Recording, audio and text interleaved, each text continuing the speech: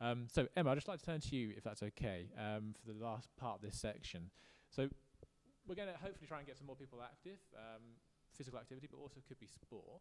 So potentially some people are going to be going to sports clubs, or they might be using their local fitness providers. So I'd just like you to provide some brief comments about whether they're able to support policy and also the inclusivity of those outlets. Again, you only use brief with me. I have noticed this. Freudian slip, Emma. Sorry, yeah, I think that those providers have got a difficult job to do, because basically the delivery of this and the success of it has almost been put on their shoulders.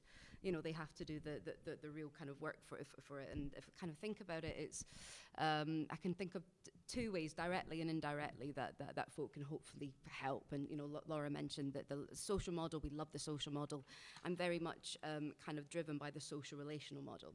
So absolutely we have those access to barriers and those physical structural, but there's also some massive kind of improvements or damages that we can do through our interactions with people, through how we treat them, how we talk to them, and that can have a big impact on well-being.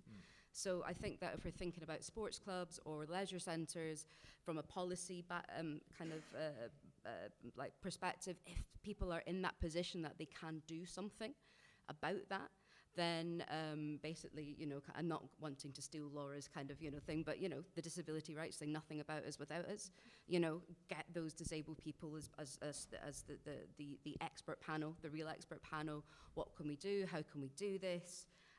You know, what kind of, but what ideas about, I don't know, fundraising or grants, or what can you do to kind of try to like reduce some of those barriers regarding transport, regarding access, regarding, you know, it's mainly unfortunately coming down to money. With regards to folk that are directly working with disabled people, that's where we kind of, a lot of the research that we've done has found that it's almost like that first interaction. There's a fear of saying something wrong, there's a fear of, you know, kind of like doing something wrong.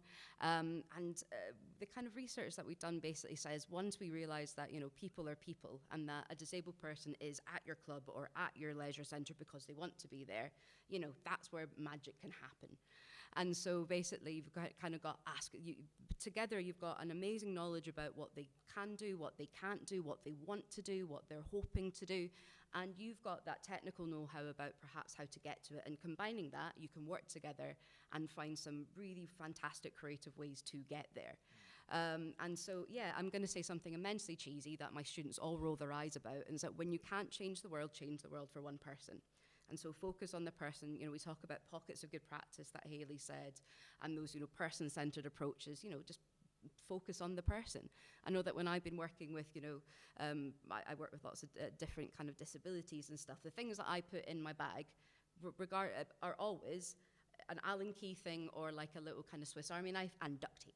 It's amazing what you can do with duct tape to fix wheelchairs, to kind of like make sure prosthetics fit right, to fix whole, like, you know, bag balls and stuff like that. And it's that case of, you know, people are really afraid to fail, but when you're working with somebody that has an impairment, you know, and every impairment is different. Somebody could have the same level of spinal cord injury, their experience is immensely different. And what they want to do is immensely different. And so, you know, kind of work with them. And you only really fail when you're working with disabled people in a gym or in swimming or in a coach or a club if you don't try. And you're going to fail loads of times. And most of the times those are when you have the proper belly laughs that, you know, kind of you're falling all over the place, or you've managed to stick yourself to their tire. I did that. Yeah.